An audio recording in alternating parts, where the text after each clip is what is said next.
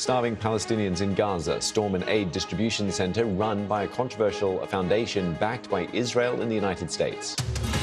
US President Donald Trump accuses Vladimir Putin of playing with fire as Russian forces make gains in Ukraine's northeast. Plus, a man is being questioned on suspicion of attempted murder after a car was driven into a crowd at a football victory parade in Liverpool. And King Charles tells the Canadian Parliament that Canada is strong and free.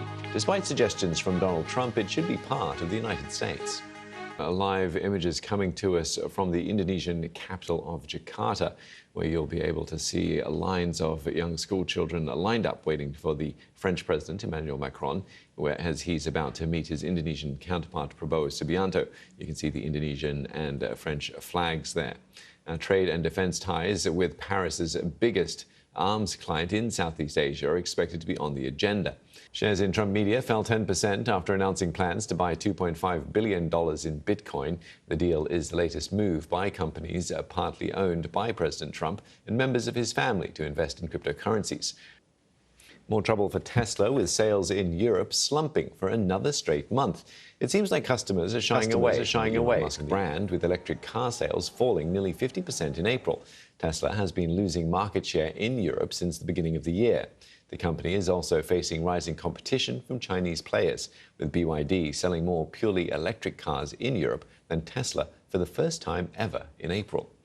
Now, speaking of BYD, shares of the Chinese electric vehicle giant continued to slide on Tuesday amid fears of a price war in the sector and the possibility of stricter scrutiny from regulators. Over the weekend, BYD announced a fresh round of price cuts for more than 20 models, bringing the price tag of its cheapest model as low as just under $8,000. Now, SpaceX's latest test flight of its giant Starship rocket has again ended in failure.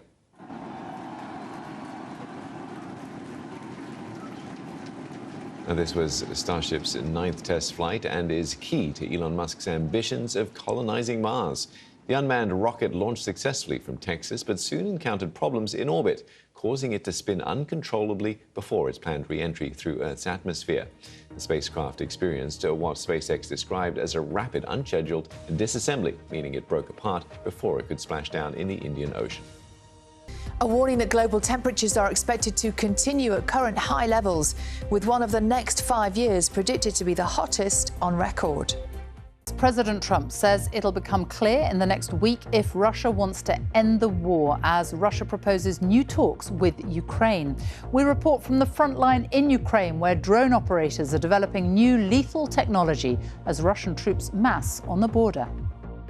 Many believe this is the start of the summer offensive to take. Also tonight, in the worst case of its kind in France, a former surgeon is sentenced to 20 years after admitting sexually abusing hundreds of patients, many of them children. Thousands of energy customers are to get payouts after having prepayment energy meters force-fitted in their homes.